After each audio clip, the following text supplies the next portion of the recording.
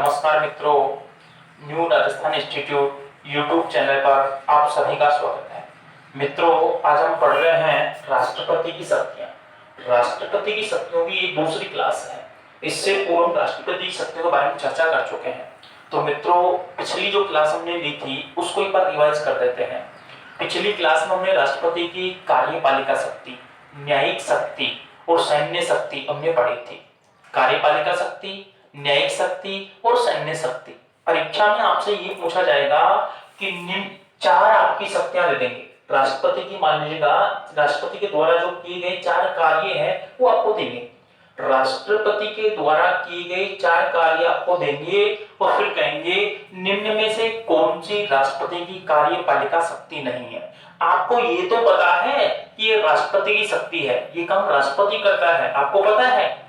लेकिन साथ में आपको ये भी जानना होगा कि राष्ट्रपति के ये कार्य जो है ये तो आते हैं कार्यपालिका शक्ति में, राष्ट्रपति के ये काम जो है ये आते हैं न्यायिक शक्ति में, और राष्ट्रपति के ये काम जो है ये आते हैं सैन्य शक्ति में। जैसे मान लीजिएगा, अंतरराष्ट्रीय मंचों पर भारत का प्रतिनिधित्व राष्ट्रपति करता है। अंतरराष्ट्रीय मंचों पर भारत का प्रतिनिधित्व राष्ट्रपति करता है। यह राष्ट्रपति की विदेशी शक्ति है। कौन सी शक्ति है जी? विदेशी शक्ति है। दूसरी बात कहूंगा, युद्ध एवं युद्ध विराम की घोषणा, युद्ध एवं युद्ध विराम की घोषणा तथा दूसरे देशों के साथ संधि एवं समझौते भी राष्ट्रपति के नाम से किए जाते हैं। तो मित्रों, ये भी कौन सी शक्ति है उनकी? तो मैं कहूंगा विदेशी शक्ति। अनुच्छेद 53(2) के तहत राष्ट्रपति तीनों सेनाओं का सर्वोच्च सेनापति होता है। राष्ट्रपति तीनों सेनाओं का सर्वोच्च सेनापति होता है। यह राष्ट्रपति की कौन सी शक्ति है? सैन्य शक्ति। राष्ट्रपति विदेशों में उच्चायुक्त एवं राजदूतों की नियुक्ति करता है। यह राष्ट्रपति की कौन सी शक्ति है? विदेशी शक्ति। राष्ट्रपति प्रधानमंत्री एवं मंत्रियों की नियुक्ति करता है, सबको पता है। ये राष्ट्रपति की कौन सी शक्ति है? कार्यपालिका शक्ति। राष्ट्रपति महान्यायवादी की नियुक्ति करता है। यह राष्ट्रपति की कौन सी शक्ति है?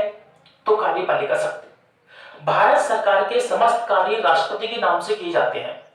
भारत सरकार के समस्त कार्य राष्ट्रपति के नाम से किए जाते हैं। यह राष्ट्रपति की कौन सी शक्ति है? तो मैं कहूंगा कार्यपालिका शक्ति। राष्ट्रपति सर्वोच्च न्यायालय व उच्च न्यायालय के मुख्य न्यायाधीश व अन्य न्यायाधीश सभी की नियुक्ति करता है। तो यह राष्ट्रपति की कौन सी शक्ति है? न्यायिक शक्ति। कौन सी शक्ति है? न्यायिक शक्ति। राष्ट्रपति अनुच्छेद 143 के तहत सर्वोच्च न्यायालय से राष्ट्रीय महत्व के विषयों पर परामर्श मांग सकता है। यह राष्ट्रपति की कौन सी शक्ति है? तो न्यायिक शक्ति। मित्रों, एक छोटा सा प्रश्न मेरा है कि राष्ट्रपति अनुच्छेद 148 के तहत नियंत्रक एवं महालेखा परीक्षक की नियुक्ति करता है।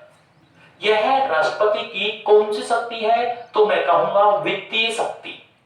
महान्यायवादी की जो नियुक्ति करता है राष्ट्रपति, ये तो उसकी कार्यपालिका शक्ति है।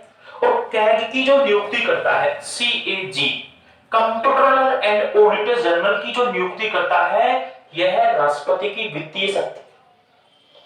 मित्रों, राष्ट्रपति संघ स्तर के सभी आयोगों के अध्यक्ष एवं उनके सदस्यों की नियुक्ति भी करता है। यह राष्ट्रपति की कौन सी शक्ति है? तो कार्यपालिका शक्ति।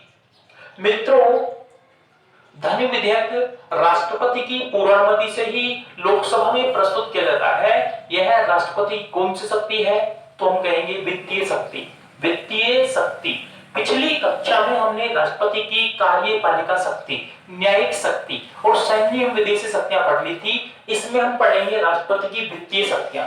आज की कक्षा में हम राष्ट्रपति की शक्तियों में चर्चा कर रहे हैं, जिसमें सबसे पहले राष्ट्रपति की वित्तीय शक्तियां। वित्तीय शक्ति, राष्ट्रपति की वित्तीय शक्तियां, यानी वित्तीय शक्तियां कौन कौन सी है राष्ट्रपति के पास में? राष्ट्रपति के पास में वित्तीय शक्तियां कौन कौन सी हैं, पहले मौखिक रूप से सुन लीजिएगा। अनुच्छेद 109 के तहत धन विधेयक राष्ट्रपति की अनुमति से लोकसभा में प्रस्तुत किया जाता है। अनुच्छेद 109 के तहत धन्य विधेयक राष्ट्रपति की पूर्व अनुमति से लोकसभा में प्रस्तुत किया जाता है। यहां दो प्रश्न बनते हैं मेरे मित्रों। पहला तो ये कि धन्य विधेयक पहले किस सदन में प्रस्तुत किया जा सकता है, तो सिर्फ लोकसभा में। धन्य विधेयक को प्रस्तुत करने का अधिकार सिर्फ लोकसभा को है। दूसरी बात, धन्य विधेयक को रखने से पूर्व किसकी अनुमति आवश्यक है? धन्य विधेयक को प्रस्तुत करने से पूर्व किसकी अनुमति आवश्यक है? राष्ट्रपति की। अनुच्छेद 109 में लिखा हुआ है, अनुच्छेद 109 में लिखा हुआ है, धन्य विधेयक को लोकसभा में प्रस्तुत करने से पूर्व राष्ट्रपति की अनुमति आवश्यक है। अर्थात ये भी सुन लीजिएगा, धन्य विधेयक पहले लोकसभा में ही रखा जा सकता है। धन्य विधेयक को प्रस्तुत करने का अधिकार लोकसभा के पास में ही है। राज्यसभा तो धन्य विधेयक को मात्र 14 दिन रोक सकती है, 14 दिन का विलंब कर सकती है, इससे ज्यादा कुछ नहीं है।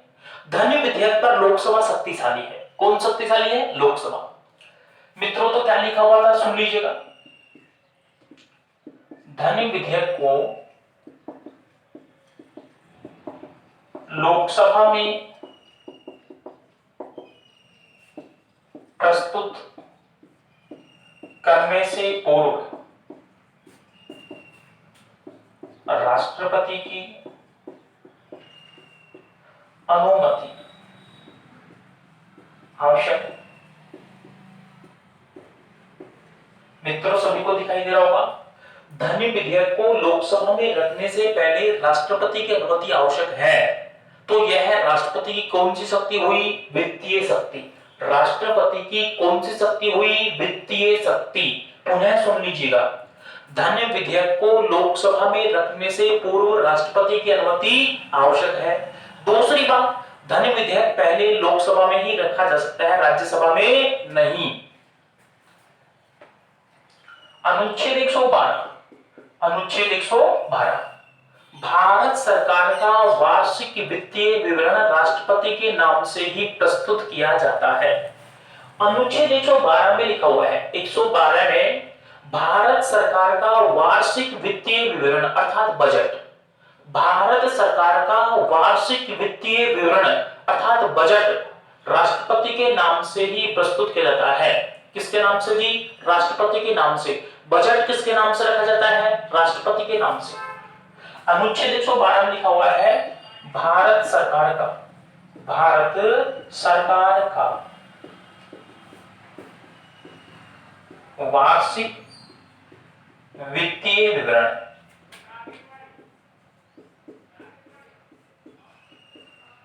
भारत सरकार का वार्षिक वित्तीय विवरण अर्थात बजट राष्ट्रपति के नाम से प्रस्तुत किया जाता है।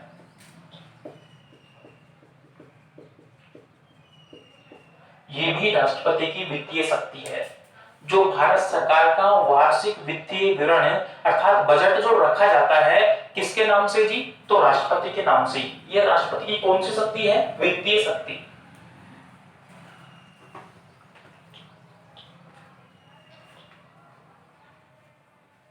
अनुच्छेद 280, अनुच्छेद 280, अनुच्छेद 280 के तहत राष्ट्रपति प्रति 5 वर्ष बाद, अनुच्छेद 280 के तहत राष्ट्रपति प्रति 5 वर्ष बाद संघ व राज्यों के मध्य राजस्व वितरण हेतु, संघ व राज्यों के मध्य राजस्व वितरण हेतु वित्त आयोग का गठन करता है। वित्त आयोग का जो गठन है कौन करता है? राष्ट्रपति। कौन से अनुच्छेद के तहत? 280 के तहत। वित्त आयोग का गठन करना राष्ट्रपति की कौन सी शक्ति है? तो वित्तीय शक्ति। पुनः सुन लीजिएगा, अनुच्छेद 280 के तहत राष्ट्रपति प्रति 5 वर्ष बाद, प्रति 5 वर्ष बाद संघ व राज्यों में राजस्व वितरण हेतु, संघ व राज्यों में राजस्व वितरण हेतु वित्त आयोग का गठन करता है। ध्यान से सुन लीजिएगा, अनुच्छेद 280 के तहत राष्ट्रपति, कौन जी, राष्ट्रपति प्रति 5 वर्ष बाद संघ व राज्यों के मध्य राजस्व वितरण हेतु वित्त आयोग का गठन करता है। कौन सा आयोग का, वित्त आयोग का गठन करता है। लेकिन मेरे मित्रों एक बात सुन लीजिएगा, जो है अभी मैंने ये कहा था कि सभी आयोगों की जो नियुक्ति है, सभी आयोगों के जो अध्यक्ष हैं और उनके सदस्य हैं, उनकी जो नियुक्ति करता है राष्ट्रपति करता है, जो राष्ट्रपति की कार्यपालिका शक्ति थी। लेकिन वित्त आयोग के गठन की बात करते हैं तो राष्ट्रपति की वित्तीय शक्ति है। ये कौन सी शक्ति है जी, वित्तीय शक्ति है। किसकी जी, राष्ट्रपति। मेरे मित्रों ध्यान रहे, अभी 15वें वित्त आयोग का गठन किया गया है, जिसके अध्यक्ष हैं एन.के. सिंह। 15वें वित्त आयोग के अध्यक्ष हैं एन.के. सिंह। यह प्रश्न जो है राजस्थान पुलिस एसआई में पूछा गया था कि 15वें वित्त आयोग के अध्यक्ष कौन है, एन.के. सिंह।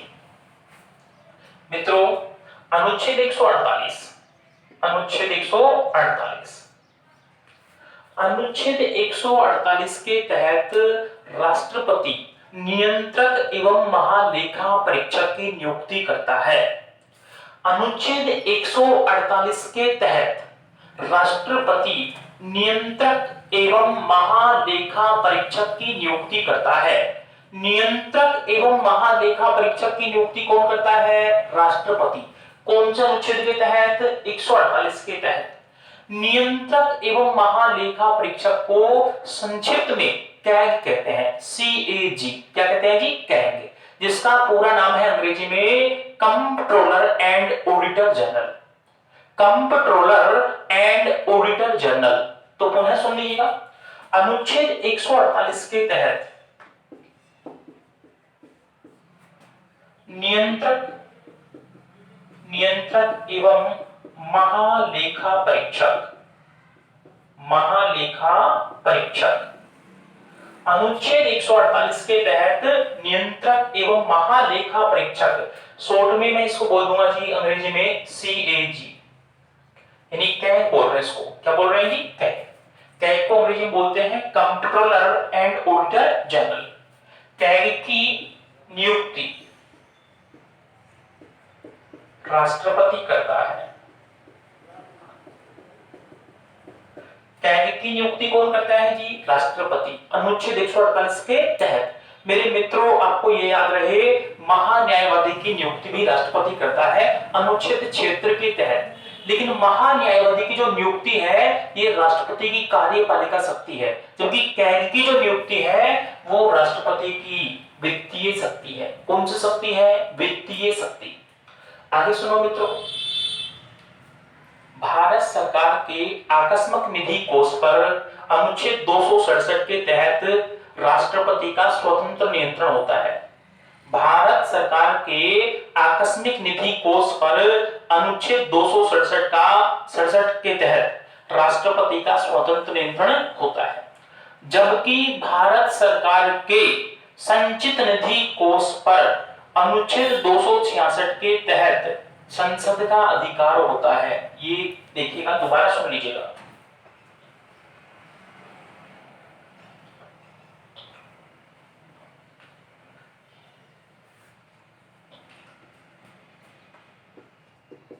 भारत सरकार के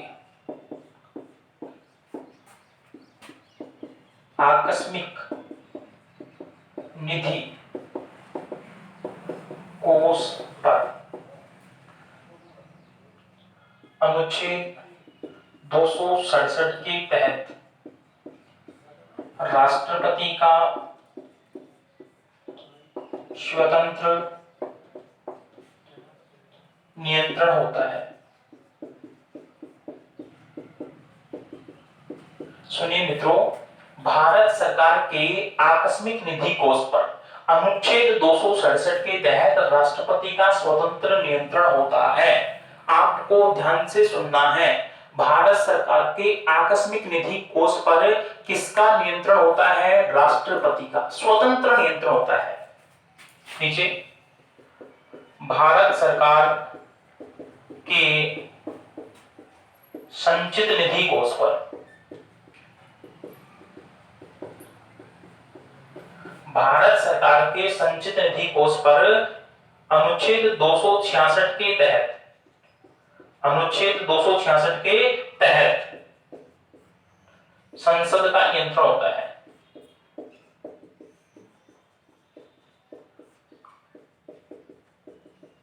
आपको याद रहे सिर्फ इतना कि भारत सरकार के संचित निधि कोष पर किसका नियंत्रण होता है? संसद का।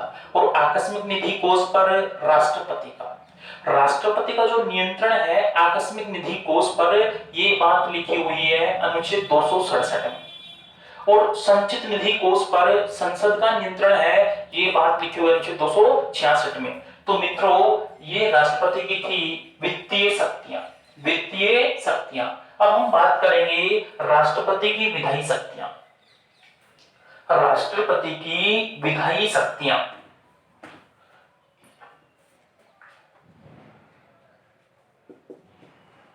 विधायी शक्तियां।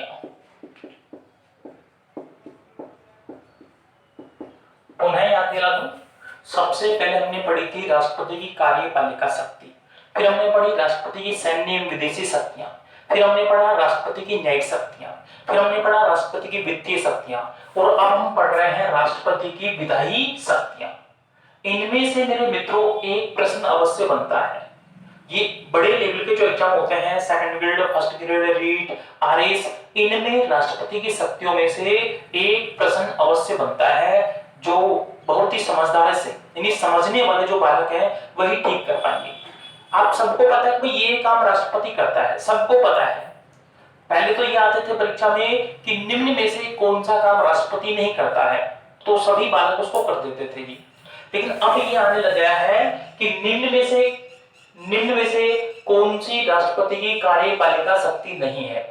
तो आपको ये पता होना चाहिए कि ये राष्ट्रपति की शक्ति तो है ही है, लेकिन साथ में कार्यपालिका शक्ति है। तो मैंने अभी तक जो चर्चा की है राष्ट्रपति की 4 शक्तियों के बारे में चर्चा कर ली है। अब हम बात कर रहे हैं राष्ट्रपति की 5वीं शक्ति के बारे में। मित्रों, पुनः याद दिला दूं, सबसे पहले हमने राष्ट्रपति की कार्यपालिका शक्ति पढ़ी, फिर हमने पढ़ी सैन्य शक्ति, फिर हमने पढ़ी न्यायिक शक्ति, फिर आज हमने पढ़ी विधायी शक्ति, और अब हम पढ़ रहे हैं विधायी शक्ति। इससे पहले पढ़िए वित्तीय शक्ति।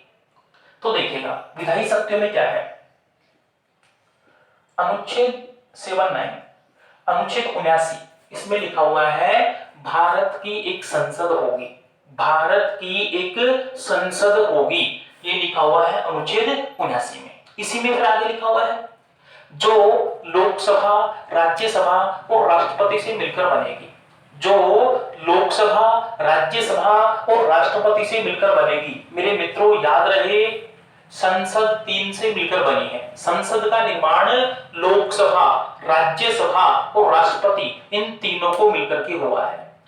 अनुच्छेद 79 में लिखा हुआ है भारत की एक संसद होगी जो लोकसभा, राज्यसभा व राष्ट्रपति से मिलकर बनेगी। याद रहेगा जी। दूसरी बात, राष्ट्रपति संसद का अभिन्न अंग है। राष्ट्रपति संसद का अभिन्न अंग है। अभिन्न से मेरा तात्पर्य जिसको अलग नहीं कर सकते हैं, जिसको अलग नहीं कर सकते, इसको भिन्न नहीं कर सकते हैं। इसलिए कोई भी विधेयक राष्ट्रपति के हस्ताक्षर के बिना अधिनियम का रूप ग्रहण नहीं कर सकता है। इसलिए कोई भी विधेयक राष्ट्रपति के हस्ताक्षर के बिना अधिनियम का रूप ग्रहण नहीं कर सकता है। सुनो मेरे मित्रों, अनुच्छेद 79 में क्या लिखा हुआ है, भारत की एक संसद होगी, भारत की एक संसद होगी। क्या होगी जी? भारत की एक संसद। अनुच्छेद 79 में लिखा हुआ है भारत की एक संसद होगी जो लोकसभा, राज्यसभा व राष्ट्रपति से मिलकर बनेगी।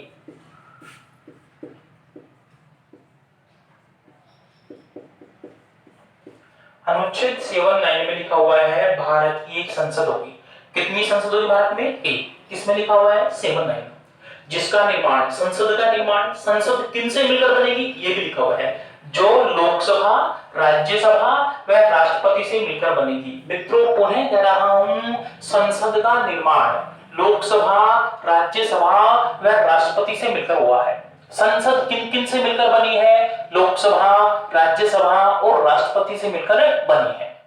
आगे मैं कह रहा था राष्ट्रपति संसद का अभिन्न अंग है। प्रश्न है जी, राष्ट्रपति संसद का अभिन्न अंग है। कैसा अंग है जी? अभिन्न। राष्ट्रपति संसद का अभिन्न अंग है। राष्ट्रपति संसद का अभिन्न अंग है। राष्ट्रपति संसद का कैसा अंग है जी? अभिन्न।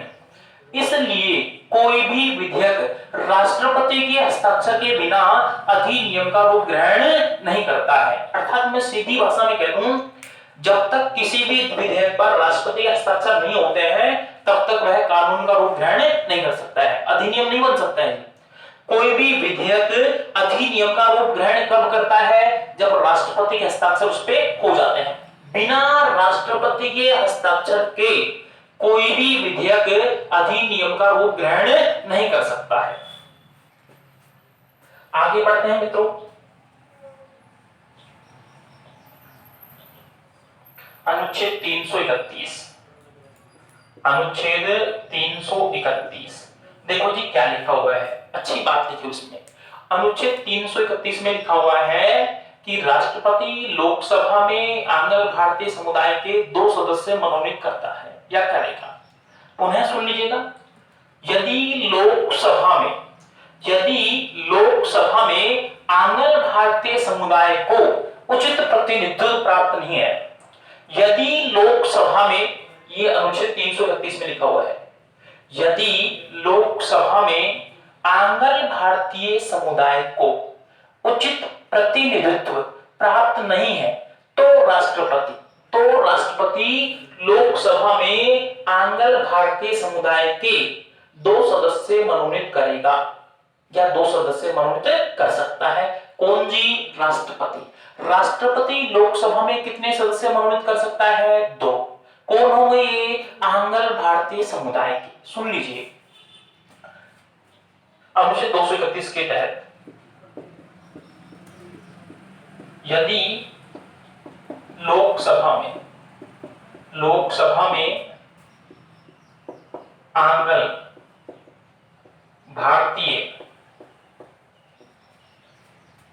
समुदाय को उचित प्रतिनिधित्व प्राप्त नहीं हो तो राष्ट्रपति लोकसभा में आंग्ल भारतीय समुदाय के 2 सदस्य मनोनीत कर सकता है। सीधी सी बात है। एक तो ये जो आंग्ल भारतीय शब्द आया है इसको अंग्रेजी में कहते हैं एंग्लो इंडियन। अनुच्छेद 331 में लिखा हुआ है, क्या लिखा हुआ है जी? यदि लोकसभा में आंग्ल भारतीय समुदाय को उचित प्रतिनिधित्व प्राप्त नहीं हो, उचित प्रतिनिधित्व से मेरा मतलब है संख्या के अनुपात में उनकी लोकसभा में कोई सदस्यता नहीं हो, तो राष्ट्रपति लोकसभा में आंग्ल भारतीय समुदाय के 2 सदस्य मनोनीत करता है। राष्ट्रपति लोकसभा में कितने सदस्य मनोनीत करता है? 2। कौन से समुदाय के? आंग्ल भारतीय समुदाय के। मित्रों पिछली कक्षा में अपनी बात हो चुकी थी कि लोकसभा में कुल सदस्य जो है 545, इनमें से 543 का तो क्या होता है जी? निर्वाचन होता है, और 2 राष्ट्रपति के द्वारा मनोनीत होते हैं, जो कौन होते हैं? आंग्ल भारतीय समुदाय के सदस्य। आगे बढ़ते हैं मित्रों।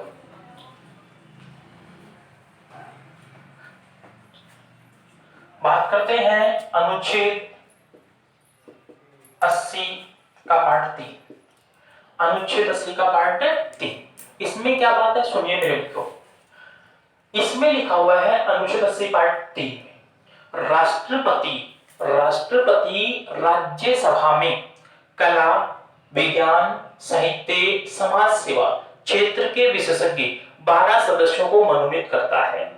राष्ट्रपति राज्यसभा में कला, विज्ञान, सामाजिक सेवा और साहित्य के विशेषज्ञ 12 सदस्यों को मनोनीत करता है। मित्रों याद रहे, राष्ट्रपति लोकसभा में 2 और राज्यसभा में 12 सदस्य मनोनीत करता है। राज्यसभा में मनोनीत करने की जो बात हम करते हैं तो कला, विज्ञान, साहित्य एवं समाज सेवा, जबकि लोकसभा में आंगन भारतीय। और एक खास बात और है, इन सदस्यों को मनोनीत करने की सिफारिश केंद्रीय गृह मंत्रालय करता है। याद रखने की बात है, आज तक किसी ने नहीं बताया होगा। राष्ट्रपति लोकसभा में 2 और राज्यसभा में 12 सदस्य मनोनीत करता है, सबको पता है।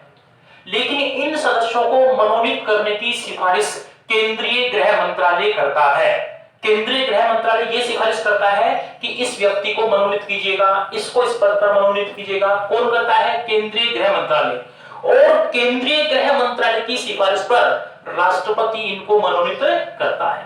तो पुनः सुन लीजिएगा, राष्ट्रपति लोकसभा में 2 आंग्ल भारतीय समुदाय की और राज्यसभा में 12 कला, विज्ञान, साहित्य और समाज सेवा के क्षेत्र में विशेषज्ञ 12 सदस्यों को राष्ट्रपति राज्यसभा में मनोनीत करता है अनुच्छेद 80(3) के तहत। और इन सदस्यों को मनोनीत करने की सिफारिश केंद्रीय गृह मंत्रालय करता है। अर्थात राष्ट्रपति केंद्रीय गृह मंत्रालय की सिफारिश पर इन सदस्यों को मनोनीत करता है। देखिए अनुच्छेद 80(3) के तहत राष्ट्रपति राज्यसभा में कला, साहित्य, विज्ञान एवं समाज सेवा क्षेत्र के विशेषज्ञ 12 सदस्यों को मनोनीत करता है।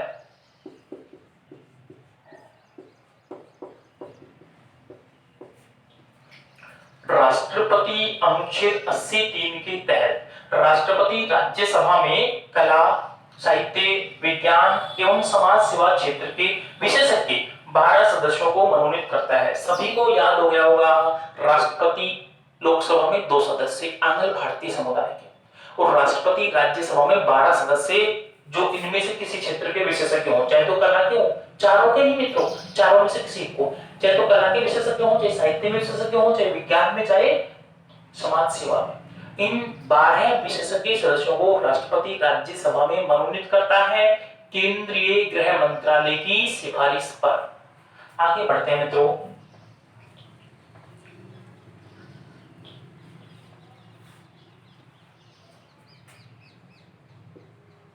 अनुच्छेद 85 के तहत क्या होता है सुन लीजिएगा। अनुच्छेद 85 के तहत राष्ट्रपति संसद के सत्र को आहूत एवं समापन करता है। आहूत का अर्थ होता है बुलाना।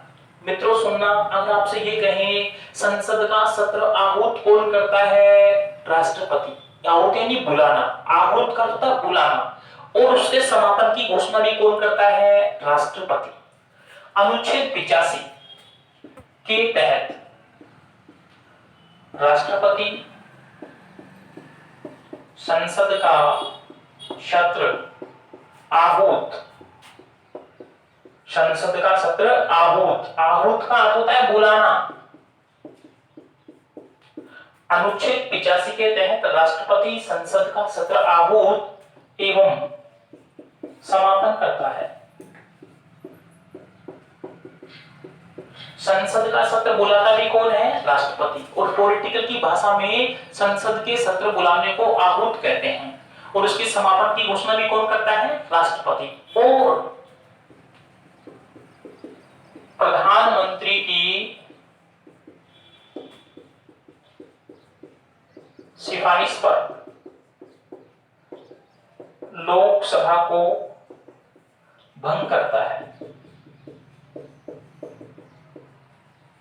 सुनिए मित्रों, अनुच्छेद 85 में लिखा हुआ है कि राष्ट्रपति संसद का सत्र आहूत एवं समापन करेगा। संसद के सत्र को आहूत कौन करता है, बुलाता कौन है, राष्ट्रपति। उसके समापन की घोषणा भी कौन करता है, राष्ट्रपति। और इसी में लिखा हुआ है कि प्रधानमंत्री की सिफारिश पर, प्रधानमंत्री के कहने पर, उनकी सिफारिश करने पर राष्ट्रपति लोकसभा को भंग करता है। और मित्रों याद रहे, लोकसभा अस्थायी सदन है। लोकसभा को 5 वर्ष से पहले भी भंग किया जा सकता है और किया गया है। लोकसभा का कार्यकाल सामान्यतः 5 वर्ष होता है, इसको 5 वर्ष से पहले भी भंग किया जा सकता है। भंग कौन करेगा, राष्ट्रपति। किसकी सिफारिश पर, प्रधानमंत्री की सिफारिश पर। लोकसभा को कौन भंग कर सकता है, राष्ट्रपति, प्रधानमंत्री की सिफारिश पर। मान लीजिएगा लोकसभा के कार्यकाल को 4 वर्ष हुए हैं और प्रधानमंत्री सिफारिश करता है राष्ट्रपति से, तो राष्ट्रपति 4 वर्ष में भी लोकसभा को भंग कर सकता है। अब तक कई बार जो है लोकसभा को समय से पहले भंग किया जा चुका है। तो मित्रों पुनः सुन लीजिएगा, लोकसभा को समय से पहले कौन भंग करता है, राष्ट्रपति। किसकी सिफारिश पर, प्रधानमंत्री की सिफारिश पर। और ये भी जान लीजिए मित्रों, मई 2019 में 17वीं लोकसभा का गठन हुआ था। मई 2019 में 17वीं लोकसभा का गठन हुआ था, अर्थात वर्तमान में 17वीं लोकसभा चल रही है। कौन सी लोकसभा चल रही है, 17वीं लोकसभा। भारत में वर्तमान में कौन सी लोकसभा चल रही है, 17वीं लोकसभा। आपसे ये भी पूछ लेंगे दोस्तों, 17वीं लोकसभा में प्रधानमंत्री किसे बनाया गया, नरेंद्र मोदी जी को, श्री नरेंद्र मोदी जी को। कौन सी लोकसभा में, 17वीं में। अगर आपसे ये पूछते हैं कि भारत के प्रधानमंत्री कौन है, तो बच्चे को पता है, तीसरी क्लास का बालक बता देगा, श्री नरेंद्र मोदी जी। लेकिन अगर आपसे ये पूछ लेंगे कि 17वीं लोकसभा में भारत का प्रधानमंत्री किसे बनाया गया, तो आपको याद रहे वर्तमान में 17वीं लोकसभा चल रही है, जिसके प्रधानमंत्री जो है श्री नरेंद्र मोदी जी। यानी 17वीं लोकसभा में प्रधानमंत्री किसे बनाया गया, श्री नरेंद्र मोदी जी को।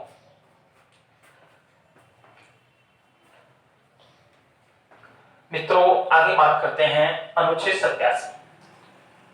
अनुच्छेद 87 इसमें क्या लिखा हुआ देखिएगा। अनुच्छेद 87 में लिखा हुआ है, नई लोकसभा के गठन के बाद प्रथम अधिवेशन।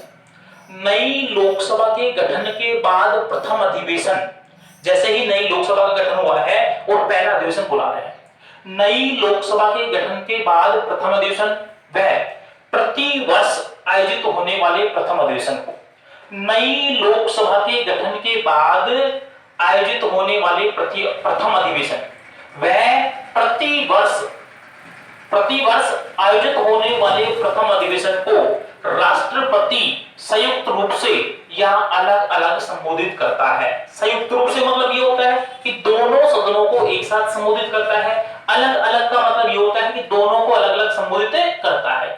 राज्यसभा को अलग संबोधित करेगा, लोकसभा को अलग संबोधित करेगा, और एक साथ भी संबोधित कर सकता है। पुनः सुन लीजिएगा, अनुच्छेद 87 में लिखा हुआ है, नई लोकसभा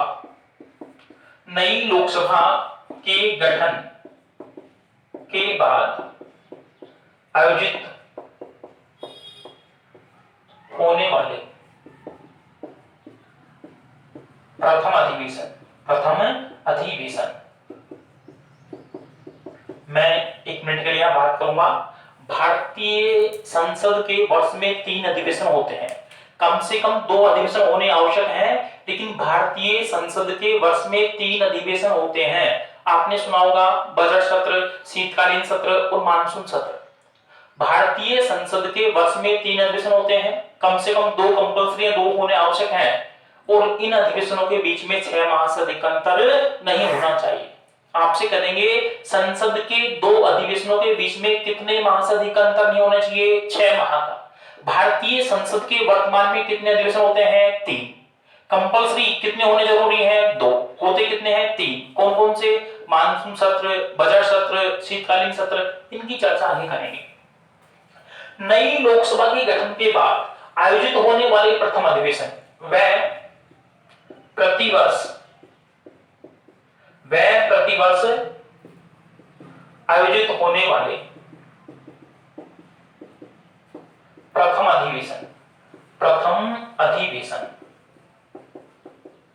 को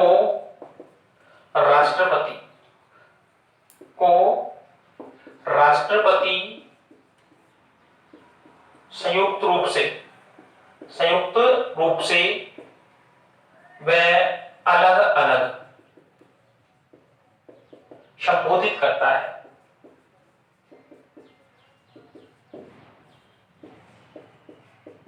आपसे ये पूछेंगे, नई लोकसभा के गठन के बाद जो पहला अधिवेशन होता है उसको कौन संबोधित करता है? राष्ट्रपति। दूसरी बात, प्रतिवर्ष होने वाले प्रथम अधिवेशन को कौन संबोधित करता है? राष्ट्रपति। राष्ट्रपति इन अधिवेशनों में दोनों सदनों को एक साथ भी संबोधित कर सकता है और अलग अलग भी कर सकता है जी। ये थे जी अनुच्छेद 87 के तहत, यानी संसद के जो सत्र होते हैं उनको कौन कब कब संबोधित करता है। अब मित्रों, विधायी शक्ति में हम देखते हैं कि विधेयकों से संबंधित राष्ट्रपति को क्या क्या शक्ति प्राप्त है। विधायी शक्ति में देख रहे हैं विधेयकों से संबंधित शक्ति,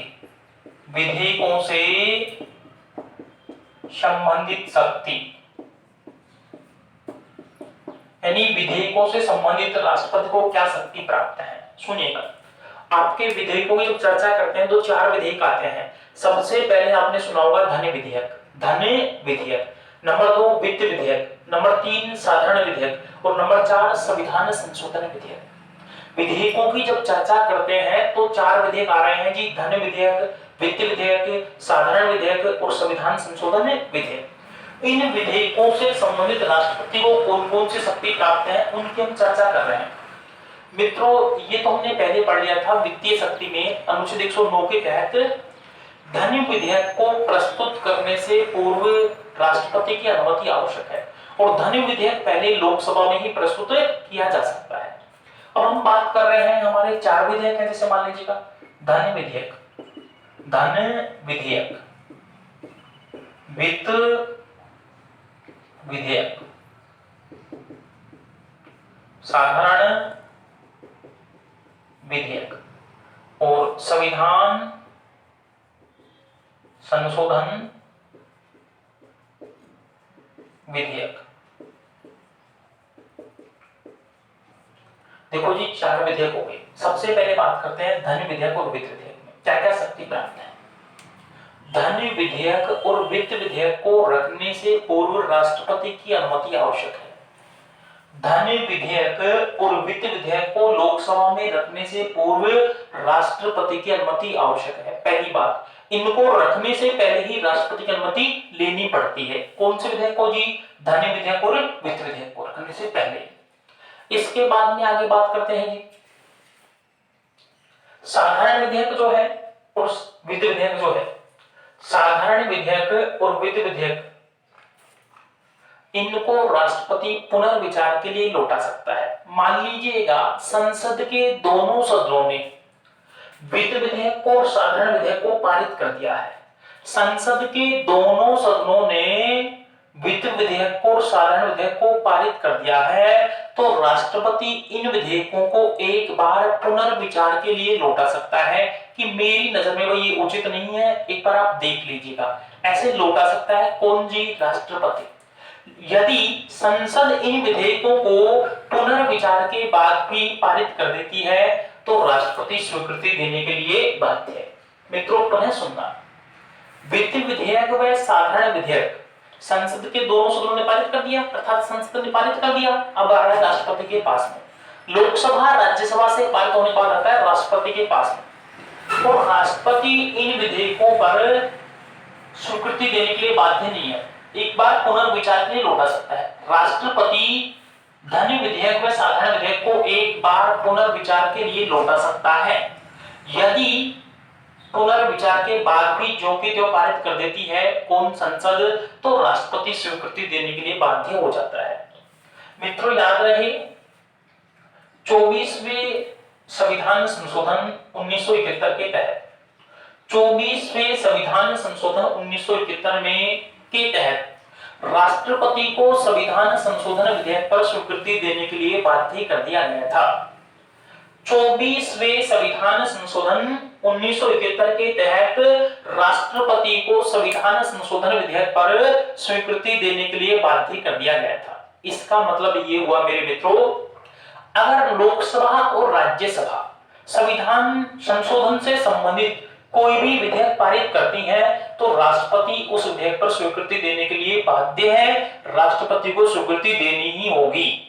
ये तय किया गया है 24वें संविधान संशोधन के तहत 1971 में, याद रहेगा मित्रों। 42वें संविधान संशोधन के तहत 1976 में, 42वें संविधान संशोधन के तहत 1976 में, 42वें संविधान संशोधन के तहत 1976 में कब हुआ जी? राष्ट्रपति को सभी विधेयकों पर पहली बार में ही स्वीकृति देने के लिए बाध्य कर दिया गया। 42वें संविधान संशोधन के तहत 1976 में राष्ट्रपति को पहली बार में ही सभी विधेयकों पर स्वीकृति देने के लिए बाध्य कर दिया गया। सभी विधेयकों से मेरा तात्पर्य है धन विधेयक, वित्त विधेयक, साधारण विधेयक और संविधान संशोधन विधेयक। चारों के चारों विधेयकों पर राष्ट्रपति स्वीकृति देने के लिए क्या है जी? बाध्य। कब कहा गया ये? 42वें संविधान संशोधन 1976 के तहत।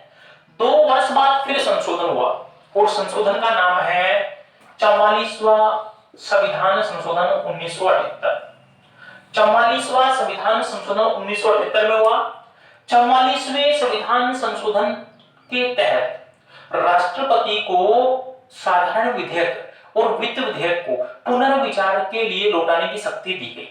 अर्थात अगर एक बार संसद ने पारित कर दिया है, राष्ट्रपति को समझ में नहीं आ रहा है, तो वह पुनर्विचार के लिए लौटा सकता है।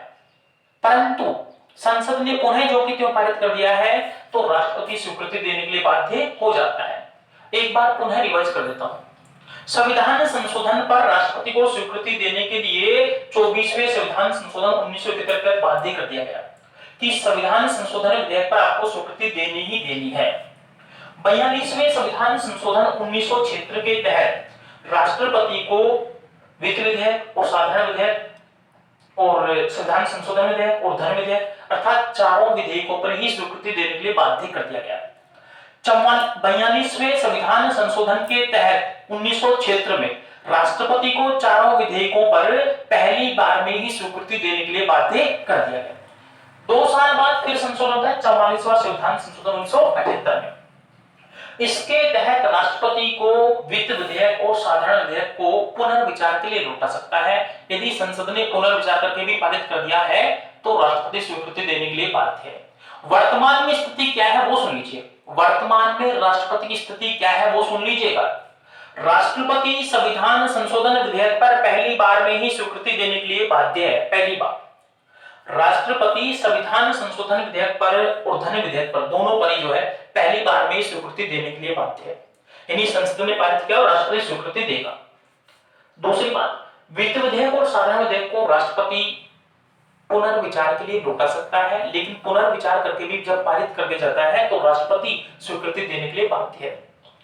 आगे बात करता हूं दोस्तों, जब वित्त विधेयक और साधारण विधेयक, वित्त विधेयक और साधारण विधेयक पर दोनों सदनों में टकराव हो जाता है तो राष्ट्रपति संयुक्त अधिवेशन बुलाता है। वित्त विधेयक और साधारण विधेयक पर 6 माह के भीतर अगर पारित नहीं करता एक दूसरा सदन तो टकराव की स्थिति हो जाती है। ऐसे समय में राष्ट्रपति संयुक्त अधिवेशन बुलाता है। संयुक्त अधिवेशन का प्रावधान वित्त विधेयक और साधारण विधेयक पर ही है। संयुक्त अधिवेशन का प्रावधान वित्त विधेयक और साधारण विधेयक पर ही है, यानी इन पे संयुक्त अधिवेशन बुलाया जा सकता है 6 महीने बाद। दोनों सदनों में अगर 6 महीने तक गतिरोध रहता है तो बुला सकते हैं। धन विधेयक और संविधान संशोधन विधेयक पर संयुक्त अधिवेशन का कोई प्रावधान नहीं है। धन विधेयक और संविधान संशोधन पर संयुक्त अधिवेशन का कोई प्रावधान नहीं है। आगे सुनिए, संयुक्त अधिवेशन बुलाता राष्ट्रपति है अनुच्छेद 108 के तहत। संयुक्त अधिवेशन बुलाता राष्ट्रपति है अनुच्छेद 108 के तहत और इसकी अध्यक्षता करता है लोकसभा अध्यक्ष। संयुक्त अधिवेशन की अध्यक्षता कौन करता है? लोकसभा का अध्यक्ष, जिसे स्पीकर कहते हैं। लोकसभा अध्यक्ष को स्पीकर भी कहते हैं। ध्यान रहे जी। अब तक भारत में 3 संयुक्त अधिवेशन हो चुके हैं, जिसकी चर्चा हम आगे करेंगे। अब तक भारत में 3 संयुक्त अधिवेशन हो चुके हैं, जिसकी चर्चा हम आगे करेंगे जी। मित्रों, एक बात और रह गई इसमें, वो सुन लीजिएगा। धन विधेयक, धन विधेयक, संविधान संशोधन विधेयक, धन विधेयक, संविधान संशोधन विधेयक, धन विधेयक, माफी चाहूंगा, धन विधेयक, वित्त विधेयक, नए राज्यों के निर्माण संबंधी विधेयक, धन विधेयक, वित्त विधेयक, नए राज्यों के निर्माण संबंधी विधेयक, पुराने राज्यों के सीमा व नामों में परिवर्तन संबंधी विधेयकों पर राष्ट्रपति पहले स्वीकृति देता है, यानी पहले हस्ताक्षर करता है। पुनः सुन लीजिएगा। धन विधेयक, वित्त विधेयक, धन विधेयक, वित्त विधेयक, नए राज्यों के निर्माण संबंधी विधेयक, पुराने राज्यों की सीमाओं में व नामों में परिवर्तन संबंधी विधेयकों पर राष्ट्रपति पहले हस्ताक्षर करता है। धन्यवाद मित्रों। अगली कक्षा में हम बात करेंगे राष्ट्रपति की आपातकालीन शक्तियां। अभी जो हम पढ़ रहे थे राष्ट्रपति की सामान्य शक्तियां थी, जिसमें हम पढ़ लिए हैं न्यायिक शक्तियां, विधायी शक्तियां, कार्यपालिका शक्ति, वित्तीय शक्ति, जिनके बारे में हम चर्चा कर चुके हैं जी। धन्यवाद।